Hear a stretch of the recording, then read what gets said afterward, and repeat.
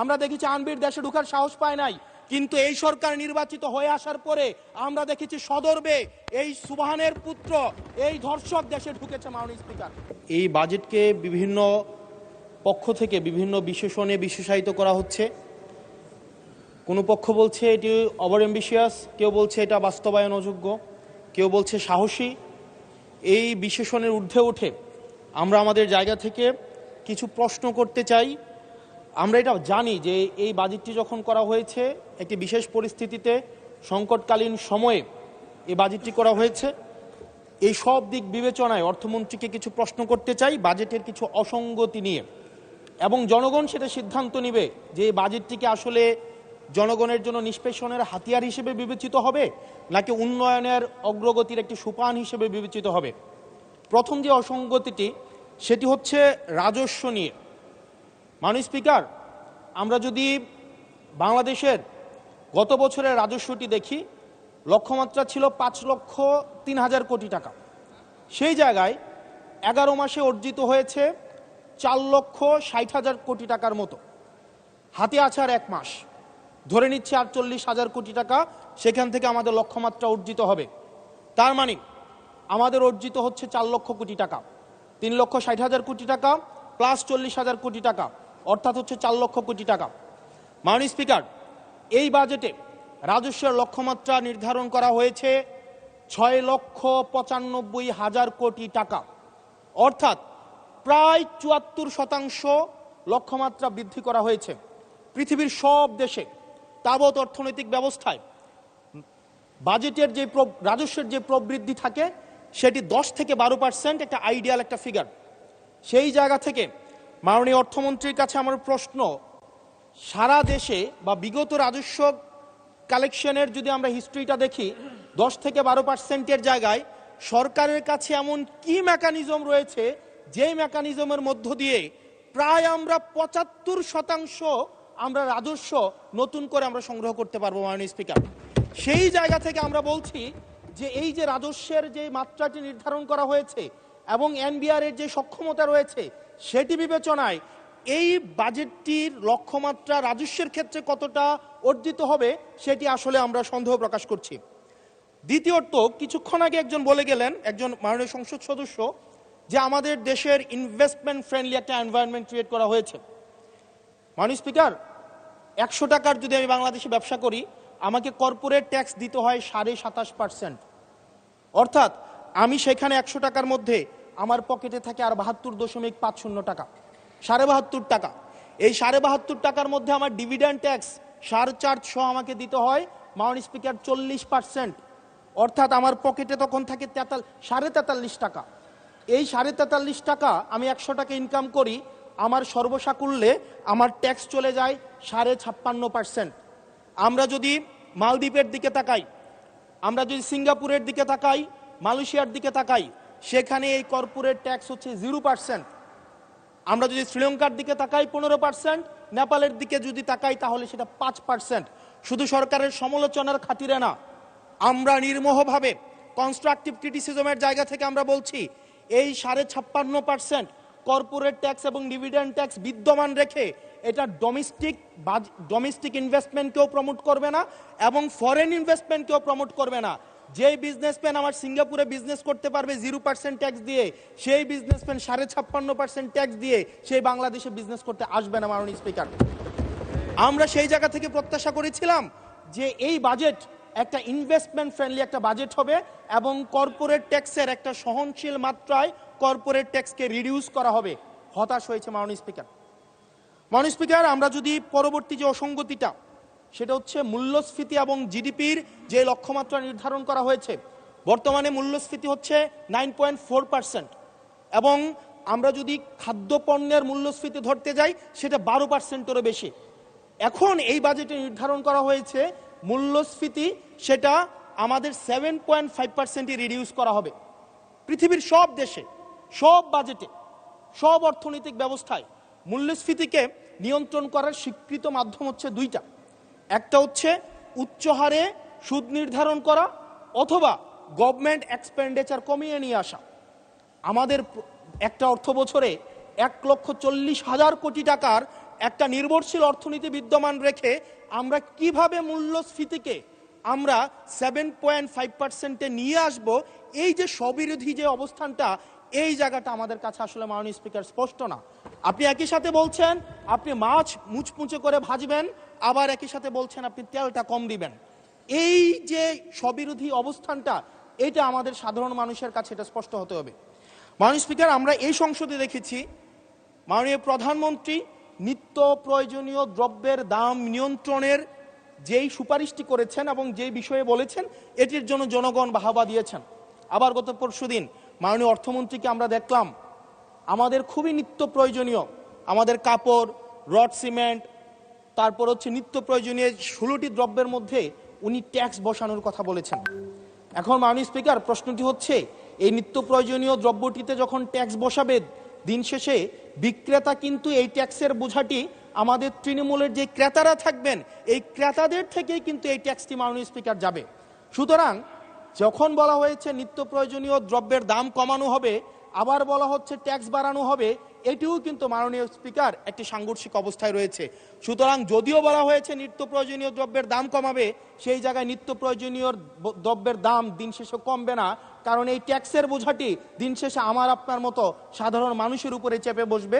আমাদের খুবই নিত্য প্রয়োজনীয় আমাদের কাপড়, রড সিমেন্ট, তারপর হচ্ছে নিত্য প্রয়োজনীয় 16টি দ্রব্যের মধ্যে উনি ট্যাক্স বসানোর কথা বলেছেন। এখন মাননীয় স্পিকার, প্রশ্নটি হচ্ছে এই নিত্য প্রয়োজনীয় দ্রব্যটিতে যখন ট্যাক্স বসাবে, দিন শেষে বিক্রেতা কিন্তু এই ট্যাক্সের বোঝাটি আমাদের তৃণমূলের যে ক্রেতারা থাকবেন, এই ক্রেতাদের থেকেই কিন্তু এই ট্যাক্সটি মাননীয় স্পিকার যাবে। সুতরাং যখন বলা হয়েছে নিত্য প্রয়োজনীয় দ্রব্যের দাম কমানো হবে, আবার বলা হচ্ছে ট্যাক্স বাড়ানো হবে, এটিও কিন্তু মাননীয় স্পিকার একটি সাংঘর্ষিক অবস্থায় রয়েছে। সুতরাং যদিও বলা হয়েছে নিত্য প্রয়োজনীয় দ্রব্যের দাম কমাবে, সেই জায়গায় নিত্য প্রয়োজনীয় দ্রব্যের দাম দিন শেষে কমবে না, কারণ এই ট্যাক্সের বোঝাটি দিন শেষে আমার আপনার মতো সাধারণ মানুষের উপরে চেপে বসবে। দিন শেষে এই জায়গাটি হচ্ছে মাননীয় স্পিকার প্রশ্নবিদ্ধ। মাননীয় স্পিকার, আমরা সরকার দল থেকে একটি কমিটমেন্ট পেয়েছিলাম নির্বাচনের আগে, সেটি হচ্ছে আগামী 5 বছরে এই 4 মাস সহ 1 কোটির উপরও কর্মসংস্থান নিশ্চিত করা হবে। 1 কোটি কর্মসংস্থান। এখন প্রত্যেক মাসে আপনার 1.5 লক্ষ কর্মসংস্থানেরও বেশি। তার মানে এই 4 মাসে সেই হিসাবে কর্মসংস্থান বৃদ্ধি পাওয়ার কথা 6 লাখ এই 4 মাসে। আপনাদের কাছে প্রশ্ন, মাননীয় অর্থমন্ত্রী, এই 4 মাসে কয়টি কর্মসংস্থান নিশ্চিত হয়েছে? আদৌ কি 6 লাখ কর্মসংস্থান নিশ্চিত হয়েছে? যদি হয়ে থাকে সেই কর্মসংস্থানগুলো কোথায়? সেই চাকরিগুলো কোথায়? যারা শিক্ষিত হয়ে সার্টিফিকেট হাতে নিয়ে চাকরির জন্য দুয়ারে দুয়ারে যাচ্ছে, ক্ষুদ্র ঋণের জন্য দুয়ারে দুয়ারে যাচ্ছে, আসলেই কি আমরা এই 6 লাখ কর্মসংস্থান আমরা সৃষ্টি করতে পেরেছি কিনা, নাকি নির্বাচনের আগে সেটি শুধুমাত্র প্রতিশ্রুতির মধ্যেই সীমাবদ্ধ থাকবে? এই বিষয়টি আমাদের স্পষ্ট হতে হবে। মাননীয় স্পিকার, আমরা প্রাচীন একটি ভারতের একটা প্রবাদ আছে, এই যে আমাদের একটি সান্ধ্যকালীন সংসদ চলছে, আমাদের মধ্যে একটি আলস্য ঝেঁকে বসেছে, আমরা একটু এখন বিশ্রামের একটা আগ্রহ সৃষ্টি হচ্ছে। এরকম একটা বিশ্রামের সময়ে এক ভারতের প্রাচীন ভারতের একটা প্রবাদ আছে। সেই প্রবাদে একজন বলেছিলেন যে ঋণং কৃতা ঘৃতং পিবেত যাবৎ জীবন সুখেং কিবত। অর্থাৎ ঋণ করে প্রয়োজনে ঘি খাও, তাইলেও সুখে থাকো। ঋণ করো, ঘি খাও, পরের ধনে পুদ্দারি করো, ঋণ করে ঘি খেয়ে জমিদারি করো, তাও ঋণ করো। আমার কাছে মনে হচ্ছে মাননীয় স্পিকার, এই প্রবাদটিকে সরকারি দলের কিছু সদস্য খুব সিরিয়াসলি নিয়েছেন, নিয়ে ওনারা ঋণ করো, ঘি খাও, তাও সুখে থাকো, এটাকে ওনারা এভাবে নিয়েছেন, ঋণ করো, ঋণ খেলাপি হও, তাও নির্বাচন অংশগ্রহণ করো। মাননীয় স্পিকার, আমরা দেখলাম এই সংসদে আমরা মাননীয় অর্থমন্ত্রীর কাছ থেকে আমরা কোনো স্পষ্ট কোনো কর্মসূচি আমরা পাই নাই। কিভাবে ব্যাংকগুলোকে যেভাবে দলীয়করণ করা হয়েছে, ব্যাংকগুলোকে দীর্ঘ 17 বছর ধরে ব্যাংকের টাকা ঋণের নামে যেভাবে বিদেশে পাচার করা হয়েছে, সেই পাচারকৃত টাকাকে কিভাবে উদ্ধার করা হবে, সেটার কিন্তু সুস্পষ্ট আমরা কোনো পলিসি পাই না। মাননীয় স্পিকার, আমরা গভর্নর সাহেবকে মাঝে মাঝে আমরা একটু আক্ষেপ প্রকাশ করতে দেখি, 4,80,000 কোটি টাকা বিদেশে পাচার হয়েছে, সেটাকে কিভাবে আনা যাবে সেটা নিয়ে আক্ষেপ প্রকাশ পর্যন্ত আমরা দেখি। মাননীয় স্পিকার, এই যে ঋণ খেলাপি যারা আছে, নির্বাচনের আগে একটা কমন একটা স্ট্রাকচার, 5 বছর কোনো খোঁজখবর থাকে না, তফসিলের আগে সেখানে একটু কোর্টে যাবে, কোর্টে গিয়ে ওই ঋণ খেলাপির উপরের এই অর্ডারটার উপরে একটা স্টে দিবে এবং 2% দিয়ে আবার রিশিডিউল করাবে, রিশিডিউল করিয়ে আবার নির্বাচন অংশগ্রহণ করবে বিভিন্ন জায়গা থেকে টাকা পয়সা উঠায়া, এবং আগামী 5 বছর আবার এই ঋণ নিয়ে কোনো ধরনের আর কোনো খোঁজখবর থাকে না।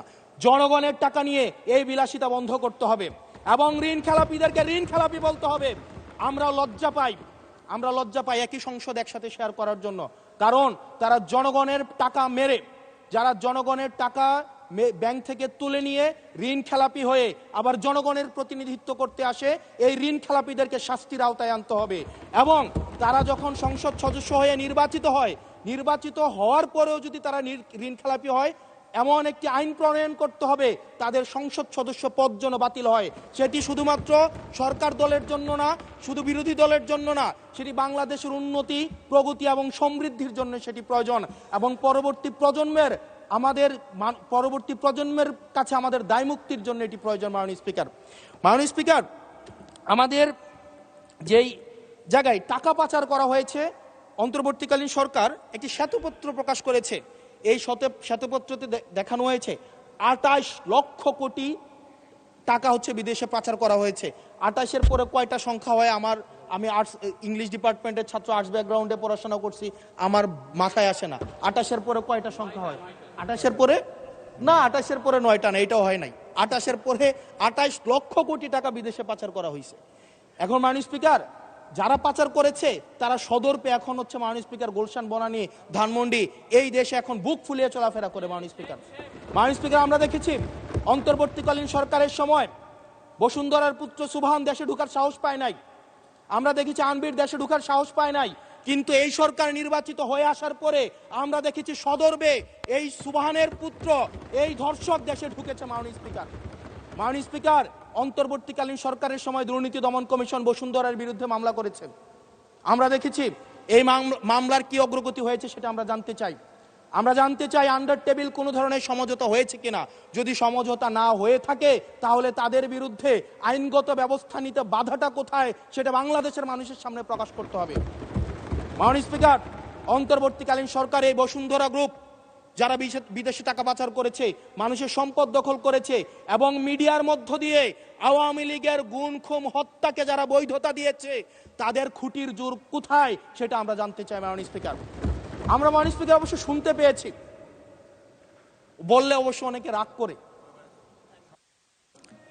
মাননীয় সদস্য, আপনার সময় শেষ হয়ে গেছে, তারপরেও চিফ হুইপ মহোদয় অনুরোধ করেছেন আরো 3 মিনিট বাড়ানো হলো। থ্যাংক ইউ মাননীয় স্পিকার, আমরা শুনতে পেয়েছি বা দেখতে পাই, এবং সরকার দলেরই অনেকে মাঝে মাঝে আমাদের কাছে এসে দুঃখ প্রকাশ করে যে আসলে আমরা জেল খেটেছি, আমরা কষ্ট করেছি, আমাদের সন্তানদের সাথে আমরা থাকতে পারি নাই, কিন্তু আমাদের দলে কিছু কিছু মানুষ বসুন্ধরার অ্যাডভাইজর হিসেবে কাজ করে, তাদের মিডিয়ার অ্যাডভাইজর হিসেবে কাজ করে। মাননীয় স্পিকার, যেই মিডিয়া মাননীয় প্রধানমন্ত্রী তারেক রহমানকে দেশদ্রোহী হিসাবে ফ্রেমিং করেছে, সেই মিডিয়ার অ্যাডভাইজর হিসেবে আজকে বসুন্ধরা গ্রুপে আজকে এই সরকার দলীয় সংসদ সদস্যদের অনেকেই তারা সেখানে যুক্ত। মাননীয় স্পিকার, এটা আমাদের জন্য না, বরং তাদের সহকর্মীদের জন্য এটি তাদের হৃদয়ে রক্তক্ষরণ হয়, সেটি আমরা জানি। মাননীয় স্পিকার, এই বসুন্ধরার বিরুদ্ধে যারা কথা বলে তাদের বিরুদ্ধে মিডিয়া লেলিয়ে দেওয়া হয়। মাননীয় স্পিকার, আমরা যারা ঋণ খেলাপি, যারা ব্যাংকগুলোকে দখল করেছে, যারা গণতন্ত্র পথকে রুদ্ধ করেছে, গুম খুনের বৈধ, একটু ওয়েট করেন, সময় তো দিবে, আসতেছে, শেষ হোক। যারা গুম খুনের, আমি আপনাকেই বলছি মিস্টার হাসান, এইদিকে আমি অ্যাড্রেসিং ইউ মাননীয় স্পিকার, যারা গুম খুনের বৈধতা উৎপাদন করেছে তাদের বিরুদ্ধে আমরা অন্তত বিএনপি থেকে স্ট্রিক্ট আমরা অ্যাকশন দেখতে চাই। মাননীয় প্রধানমন্ত্রী প্রতিশোধ পরায়ণ হন নাই, আমরা সেটাকে ওয়েলকাম জানাই। মাননীয় স্পিকার, প্রতিশোধ পরায়ণ না হওয়া আর সুবিচার নিশ্চিত না করা দুইটা এক না। মাননীয় স্পিকার, আমরা ওয়েলকাম করি উনি প্রতিশোধ পরায়ণ হন নাই, ব্যক্তিগত রাগ ক্ষোভের ঊর্ধ্বে উনি উঠতে পেরেছেন, কিন্তু আমরা এটা ওনার কাছ থেকে শুনতে চাই, উনার দলের কাছ থেকে শুনতে চাই, গুম খুনের হত্যার উনি সুবিচার নিশ্চিত করবেন, উনি আইনের শাসন নিশ্চিত করবেন। এবং এতদিন ধরে যারা নিয়ন্ত্রিত মিডিয়ার মাধ্যমে এই ফেসিবাদের পক্ষে যারা বয়ান উৎপাদন করেছেন তাদের বিরুদ্ধে উনি সুবিচার নিশ্চিত করবেন। মাননীয় স্পিকার, আমাদের প্রতিহিংসার কথা বলছি না, প্রতিশোধ পরায়ণতার কথা বলছি না। মাননীয় স্পিকার, মাননীয় স্পিকার, আজকে এই জায়গাতে আমরা আবার দেখতে পাচ্ছি যেটা আমাদেরকে শঙ্কার মধ্যে ফেলে, রাজনৈতিক প্রতিহিংসার রাজনীতি আবার শুরু হচ্ছে। মাননীয় স্পিকার, একজন সরকার দলীয় একজন প্রতিমন্ত্রীর বিরুদ্ধে কথা বলায় মিডিয়ার একজন সম্পাদকের বিরুদ্ধে মামলা করা হয়েছে। মাননীয় স্পিকার, এটি খুবই দুঃখজনক। ওনাকে জেলে নেওয়া হয়েছে একজন প্রতিমন্ত্রীর বিরুদ্ধে কথা বলায়। এবং মাননীয় স্পিকার, আমি আপনার প্রোটেকশন দাবি করছি, কারণ আমরাও বলতে ভয় পাই, কারণ আমরা যদি সরকারের সমালোচনা করি, কোনো প্রতিমন্ত্রীর বিরুদ্ধে কথা বলি, মন্ত্রীর বিরুদ্ধে কথা বলি, আমার এলাকার বাজেট দিয়ে বন্ধ করে দিবে না সেটার কিন্তু নিশ্চয়তা নাই। সেই কারণে আমাদের মধ্যে অনেকেই কথা বলার সময় আওয়াজটা একটু কম করে বলে। মাননীয় স্পিকার, আপনার কাছে অনুরোধ করি, আমার জন্য আমার এলাকার মানুষকে যেন বঞ্চিত করা না হয়। আমি এই সংসদে অনুমতি নিয়ে কখনো বিরোধিতা হয় না, কখনো অনুমতি নিয়ে আমি আপনার বিরোধিতা করতে চাই।